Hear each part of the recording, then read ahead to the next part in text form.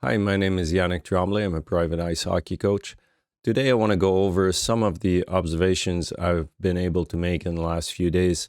What I've done in the last few days with the simulation that I want to get into is I've put together a simple UI so I can control some of the variables that affect the movement of the weight in the segment.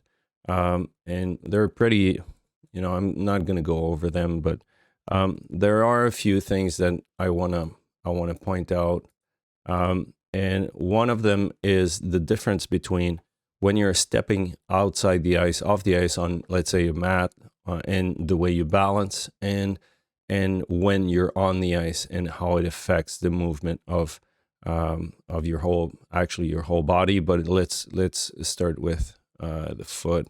So now there is friction in this scenario, and you can see that it's like you're on standing normally on a mat um, before you go on the ice. So if you shift your weight, there's going to be a rocking type of movement here, a rotation, but there's not going to be any. You can see now there's not any translation. So there's no forward back movement. But as soon as get you get off the mat and onto the ice, and there is gliding. Then depending on the force, depending on now you can see that the force is equal on each side. It really doesn't matter in what position the blade is, or the first segment is. It's going to apply the same force. It's a spring force, so it's going to apply really equal force forward and back. So you can see that there is translation forward and back. And depending on how much movement and the timing, it's going to be possible to move quite a bit.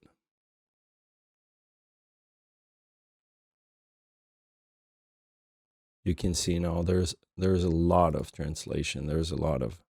So the point I want to make with this is, if you have that much movement while you're doing a turn, or you're doing a stop, or you're trying to shoot the puck, if you have that much movement on the blade, then you have to take care of it. So the player has to stop one or two things that he's doing, and those are like milliseconds type things. You're trying to stay balanced, so it's really, really fast. It's faster than your execution, so it's going to take precedence, I think. So if you have that much variability in how you can plant your foot, then you're not able to plant your foot the way you need it at that exact moment. So it's going to take more time for you for the player to execute. That's the one thing I notice a lot with the players I work with.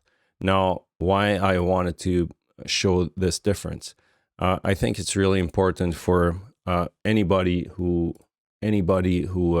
works with a player to understand the difference between working from the ground up, just like this. If we do continuous, and let's do this. If we work from the ground up, then we can think about stability, exactly where that joint is. So we work on this joint stability, that's fine. But we can always, the forces that we apply are always going to be from the ground up to stabilize this here. Compared to on the skates, you can't plant your foot. So this has to be isolated. So you have to be able to control that joint from both directions. So from the ground up and from the top down. So so that if the player is making a turn, then he can't just rely on placing his upper body because his foot is into the ice. He has to be able to do the opposite also. He has to be able to place his foot under him while he's moving his upper body. So There's a little bit of a shift in how we look at stability, I think, and this is really important because execution speed is depending on how much control you have over your movement. So that's one thing.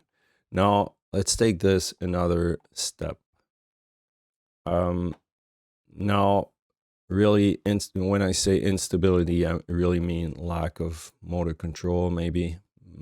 Yeah, I'm not sure. Maybe if you have better terms for what I'm trying to say, let me know in the comments. So I'll do less angle.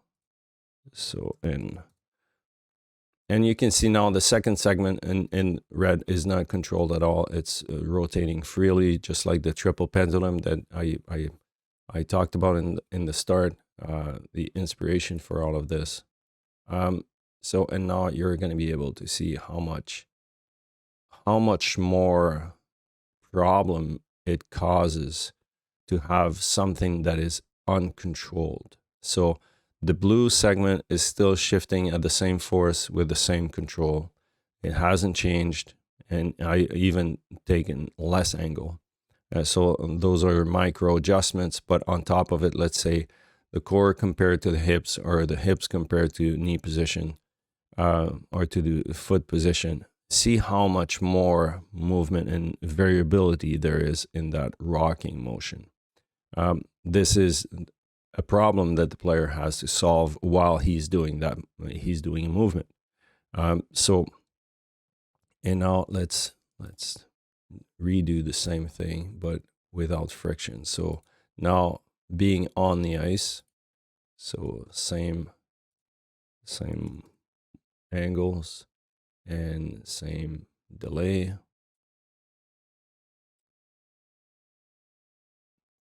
And see how much forward and back, even before it falls, how much forward and back rotation movement there is.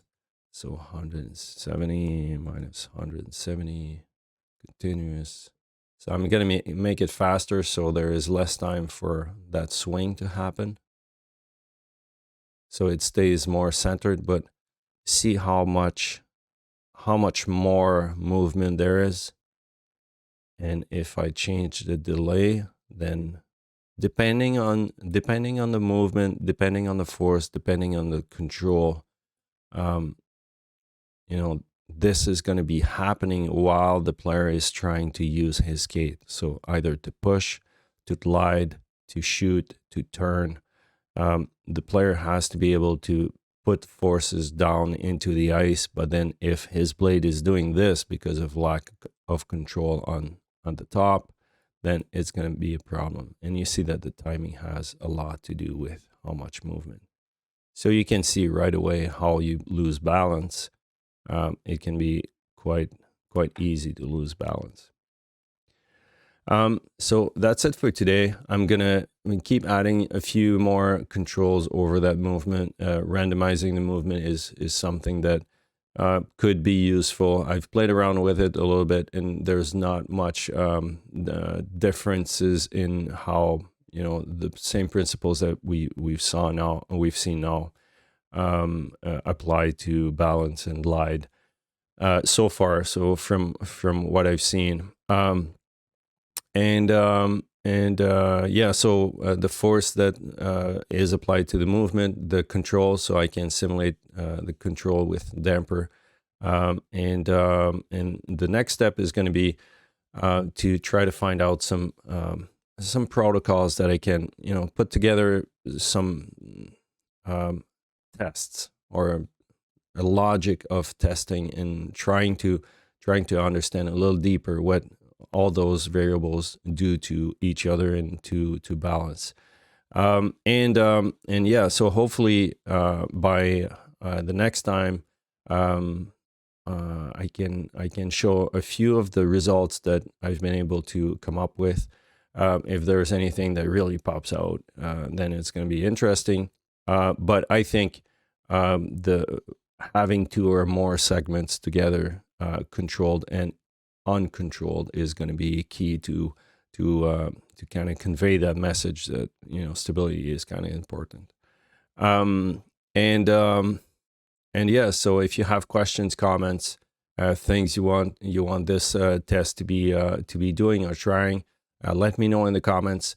I'm gonna be happy to look into those. Always getting inspiration from everywhere. So let me know, and see you next time.